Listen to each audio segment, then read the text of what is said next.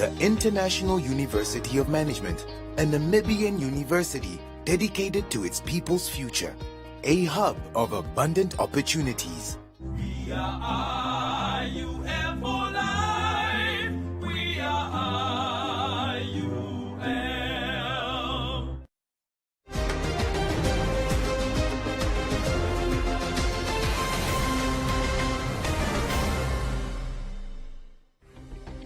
Good evening, I'm Nashon Marenga. In the news tonight, Namibia Wildlife Resort satisfied with the progress of resort renovations. Communities don't understand what mental health is, according to Muinyangwe.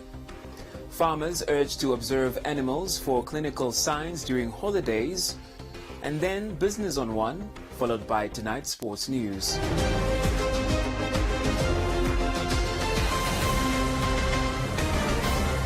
Leading the bulletin, Namibia Wildlife Resorts NWR spokesperson Nelson Ashipala has stated that NWR is happy with the progress of the ongoing renovations and maintenance of some of its resorts. Ashipala told News on One that the renovation plans were designed primarily to give fresh looks and improve the service delivery at some of their resorts. Some of the resorts to be refurbished include Ice, the Waterbag, Sources Dune Lodge, and Hardabdem Resort. I'm happy to announce that the maintenance or the renovations plan that we are doing, it was set up on purpose to accommodate those resorts that we feel do require that new look and service. For example, Waterbag. We all know Waterbag was built long time ago in the colonial times. So it's one of those places that we need to renovate. For example, Onkoshi, it being our flagship and it being new, it's in a surrounding where it requires, constant maintenance. It's not the most friendliest of environments, but for us to ensure that we bring tourism to the people, it has to be addressed. So far we are happy with the progress. The renovation started late this year, around September. Right in time for those who have invested in Black Friday, to come and experience the new look on Koshi, and most importantly also our resorts stretching across. So far on Onkoshi alone, we have spent about 7 million on renovations. We might remember that when we announced the renovations, we announced an amount of 16 million Namibian dollars that has been budgeted for around 8 resorts. Onkoshi costing us 7 million just shows that it takes about 50% of the chunk. This is because we needed to give it a new look, we needed to give it a new structures and everything else.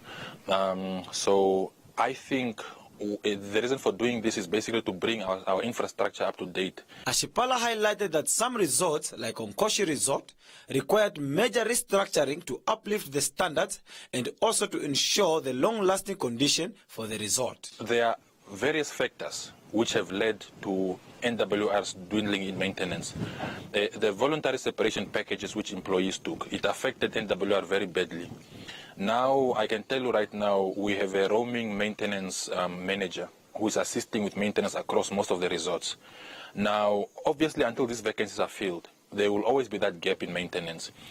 So with Onkoshi mostly being the flagship of NWR, it's one of those what we call high-end resorts.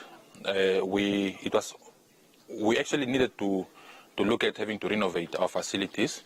Number one, because of we need to keep up with the modern times, and most importantly also to find a lasting solution to a maintenance problem. So that's why we decided to go for roof tilings as a style of roofing. Most importantly also the environment which we are in, we wanted to ensure that it complies to the environment and so forth. Just having to ensure that we do keep up to tourism standards, and most importantly, the standards which we have created for ourselves. The majority of the renovations are expected to be completed by January 2023.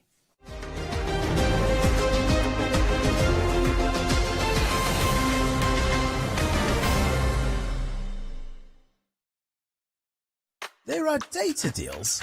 And then there are Telecom Namibia data deals. And if you want the biggest data deal of all, you gotta get 31-day Jiva, which comes with a massive 50 gigs of data. Is it even possible to use 50 gigs of data in a month? You tell us. You also get 1,000 voice minutes and 400 SMSs. To get your hands on 31-day Jiva, dial star 130 star 780 hash and enjoy a month of mega data. Whoa, that's a lot of data, minutes and SMS. How much is that? Must be expensive. No, it's only 185 Namibian dollars excluding VAT. T's and C's apply. Telecom Namibia. Sharing your world.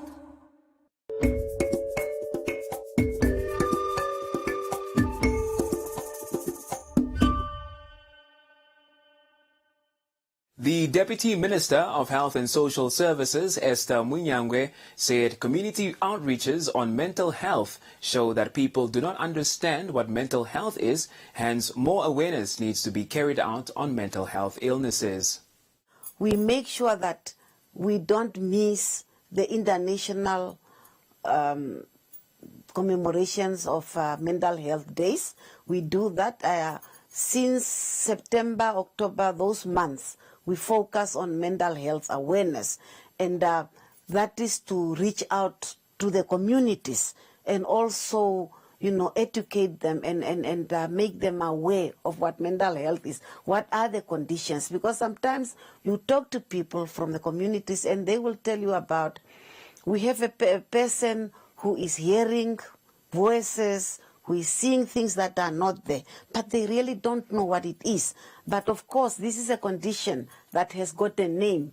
This person is schizophrenic, and it can be controlled if the person is getting the right medication. So awareness is one thing that we do for people to understand it. And also, when we talk about mental health, it's so broad. In response to human resources challenges, she said the ministry sensitizes regions to identify nurses showing interest in further studying mental health professions. Muinyangwe also explained that there are many factors that contribute to mental health and that mental health services rendered by the ministry are multi-sectoral. We have a shortage of human resources. That is a challenge. But as a ministry, we also do something on that. How do we enhance the human capital and how do we develop that, especially when it comes to mental health? So what we do is we sensitize the regions for them to identify nurses who are showing interest in further studying in psychiatric nursing, for example. But we also conduct in-service training at our health facilities in the districts, hospitals, or other public sectors, for example, the correctional facilities and so on. So you need a well-coordinated approach in order to be efficient and effective in service delivery. So one of the programs that we have is that the awareness that I have talked about. Mental health there are so many factors that contribute to that, and hence it cannot be a one person or one ministry responsibility. So the services that we render are multi-sectoral or multidisciplinary approach, because you need the services of psychologists, you need psychiatrists, you need psychiatric nurses, you need your social workers, so that as a team, they can all render services to this person, because we are looking at the patient in a holistic approach. The doctors might say, here is the medication that you need to take, but what their interest is, they might come to the person and try to see what is the impact of the medication. Is it effective? Is it efficient? But then they might find out that, but by now you should have made some improvement. Why are we not seeing any improvement? So the social worker might come in and say, the social background of this patient is as such, and therefore there are contributing factors. Because sometimes the medication are so strong, people are being told that take it or eat something before you take, but then there's nothing to eat. So the social workers will look into that, and they will then, of course, as they link patients with different resources in the community, they will see what they can do there. The Ministry of Health and Social Services this year appointed a 7-member mental health board that will have a 3-year term composed of Ndahambelela Mtoko, Milka Mushimba, Joey Tromp, Miriam Awala, and Velam Petrus Andrew. The Mental Health Board is appointed in terms of the Mental Health Act 18 of 1973, which was gazetted on the 11th of November 2018. It's now time for our special City Police segment. This evening's message from Sergeant Katrina Nombora focuses on pedestrian safety. You know, when we talk about a pedestrian, we refer to somebody that travels on foot, whether it's a young person or it's an adult. And it does not matter whether you are running or walking, as long as you are making use of the roadway, alongside the roadway, or traffic to cross the roadway. So when we talk about pedestrian safety, on the other hand, we are referring to the measures, the precautions that are in place when a pedestrian has to cross the road. The regulation 350, subsection 1, talks about the right of way of pedestrians, and it also further indicates that a pedestrian or road users, particularly drivers, need to give right of way to pedestrians to safely cross the road. So it further also indicates that pedestrians do have a responsibility in themselves, in a sense that they also have to make sure that they only cross where it is safe. It also indicates clearly where or which portions of the roadway a pedestrian is expected to cross.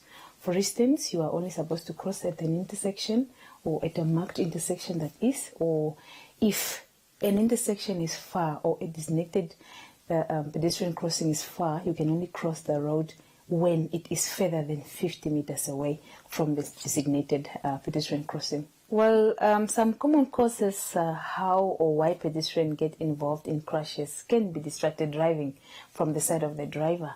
Let me say you are busy texting or eating, drinking, or surfing the internet or watching videos on your phone while you are driving. You can be very distracted, and in that manner, it's very difficult for you to detect movement of pedestrian. It could be their right of way, but the fact that you are distracted can also lead to a crash.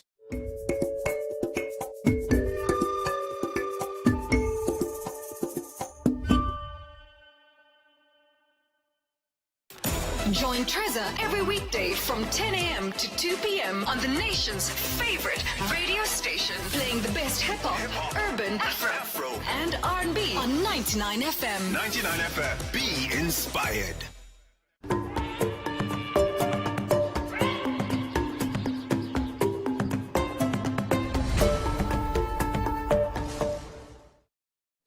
The Ministry of Agriculture, Water and Land Reform's Chief Veterinary Officer has urged farmers to be vigilant for signs of possible disease over the festive period.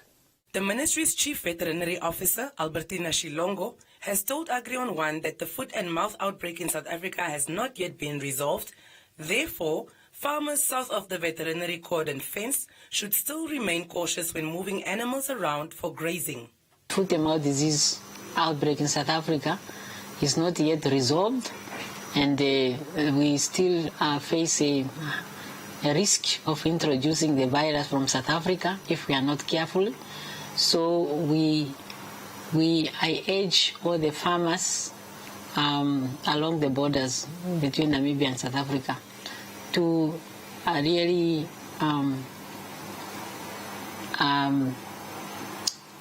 report to the Director of the Veterinary Service any suspicious cases of foot and mouth disease immediately, so that we can come and do an investigation.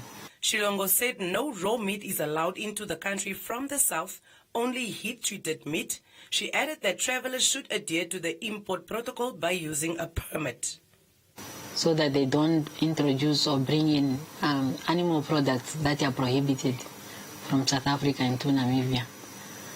I know it's festive season and people would like to come with their meat for their own consumption.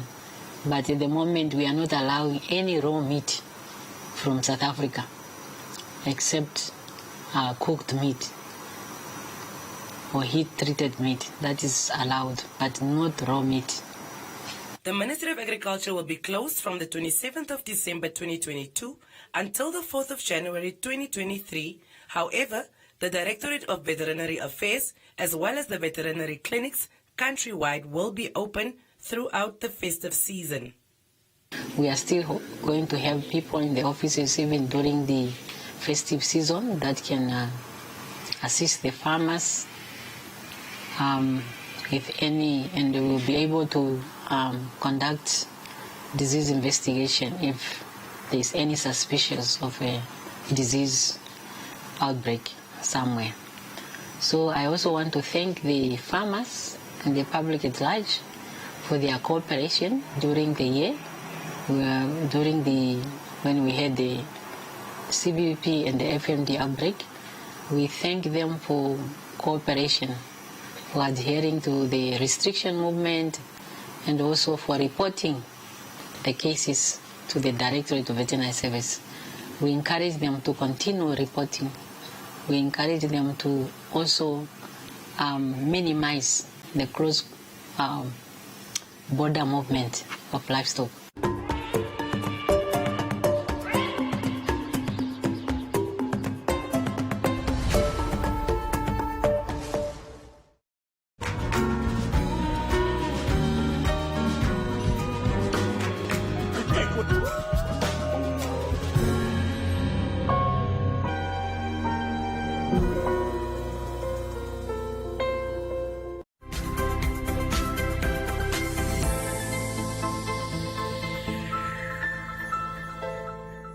Welcome to yet another edition of Business on One. The Deputy Minister of Environment, Forestry and Tourism, Heather Sibungo, has stated that the tourism industry's recovery is promising and that it is in line with the ministry's recovery plan. Sibungo made these remarks at the South African Airways relaunch ceremony. Heather Sibungo stated that the estimated recovery statistic of tourism is a symbol that the country is pushing harder to achieve the government's set goals as far as tourism is concerned. She added that the relaunch of South African Airways will boost the number of visitors to Namibia. So far, the tourism industry is speaking at a high peak because that's why I'm smiling, because if it wasn't picking up, I wouldn't even smile. I'll be here sad. And I know even yourself, you are happy. As I've mentioned before, that you can see the tourism arrivals, you can see the tourism cars, you know, you identify them, the car hires in our roads. So it's really on a peak. We speak about the estimate of around about plus minus 80% of tourism are on arrival. So it's really a good symbol that we as a country, we are pushing, and that's why as a ministry as well, we have worked on the tourism recovery plan, which it's within the line that we are meeting what we have in it. Relaunch of the South African Airways to the tourism industry. It's something that is heart-melting because for the past days we were struggling where we would find that tourists would want to come to Namibia but flights were fully booked. So the relaunch of the South African Airways to the tourism industry, it's a milestone for us as a ministry, because as you yourself look at the tourism arrivals in Namibia after the enemy of COVID-19, you have seen how many cars that you meet you see in the roads that have been going to Etosha, Zambezi, all over the country, Kunene. So this time around, the South African Airways also would add more to the volume that we are expecting. We won't say plus minus 8%. Now we'll be saying it will be 100% come the end of the first season. Romeo Muyunda a spokesperson for the Ministry of Environment, Forestry and Tourism, added that the ministry is engaged in many activities to ensure that those visiting the country experience the best that Namibia has to offer. The ministry is engaged in a lot of activities that includes the management of wildlife to enhance the tourism experience of our visitors. As you may know, that Namibia's tourism is mainly based on wildlife and landscapes, and therefore we are managing that conservation aspect of environmental management, wildlife management, as well as landscape management to ensure that we enhance our tourists' experience. Apart from that, we manage the infrastructure that is within the national park, which includes ablution facilities. We want to maintain those ablution facilities to acceptable standards that the visitors that are there, they enjoy using such facilities.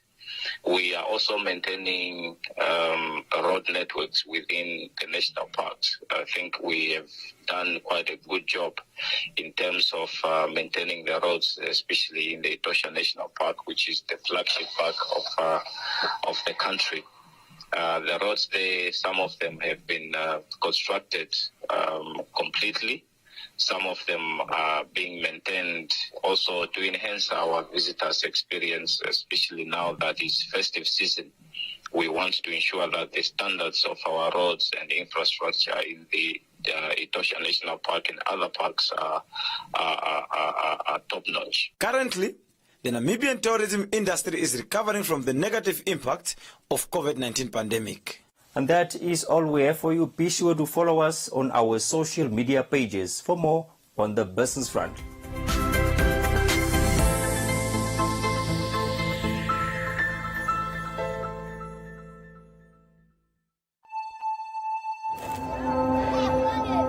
Push.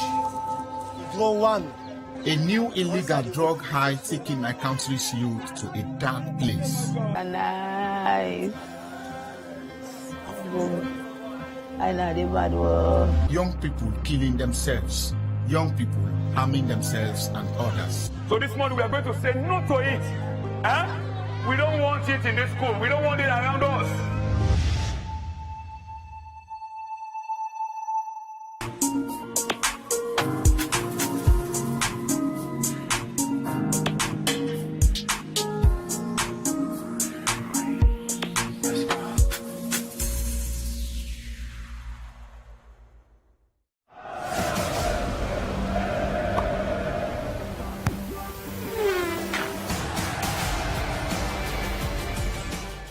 Welcome back. It's now time for a look at sports news. The Namibian Rugby Union has deemed it fit to hire former cricket administrator John Haynes as its new rugby chief executive officer. Haynes, who has been at the helm of rugby affairs, is pleased with the achievements to date.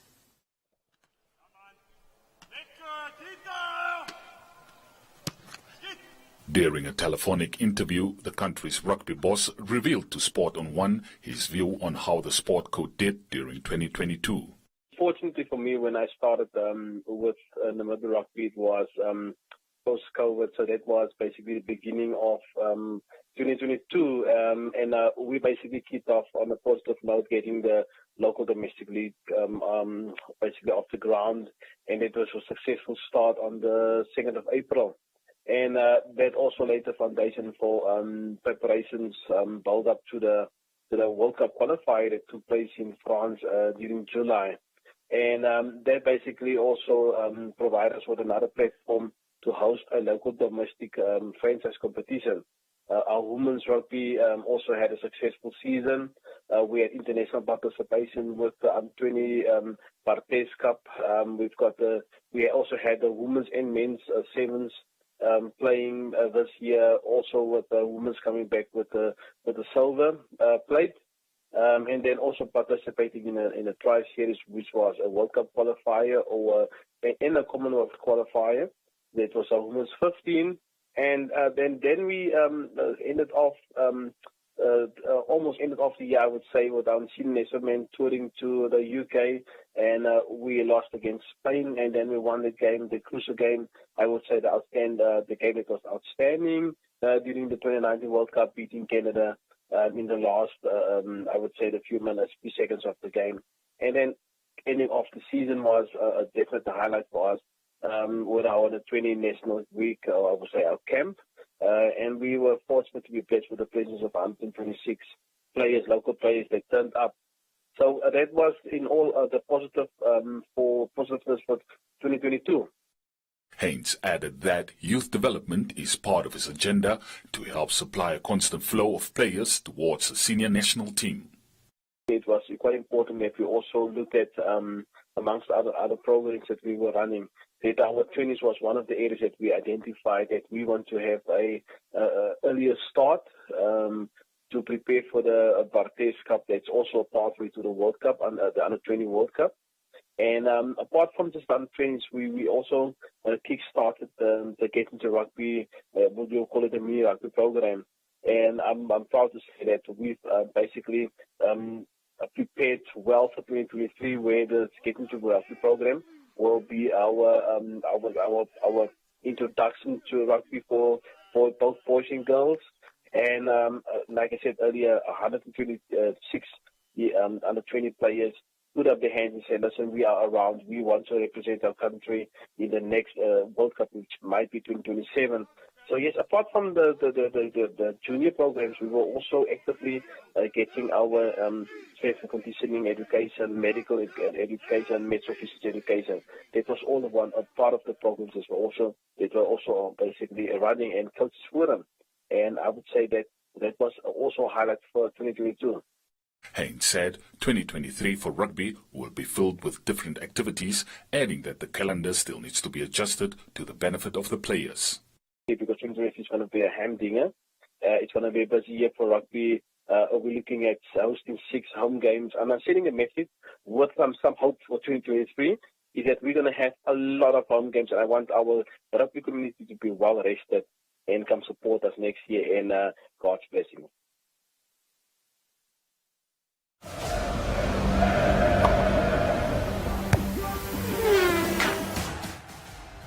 That's all the sports news we have for you. And that also brings us to the end of tonight's edition of News on One. Don't forget to follow us on our social media platforms. From me, Nishan Marenga, and the rest of the team, it's good night.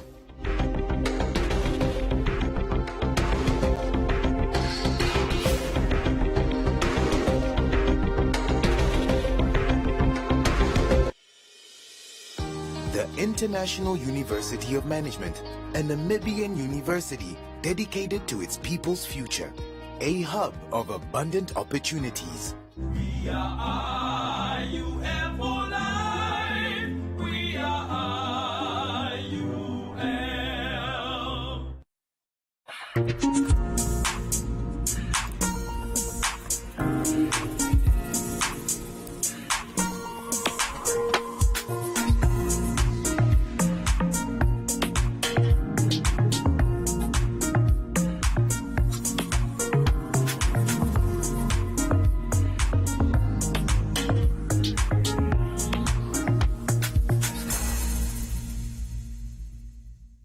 Nostalgia on the beat.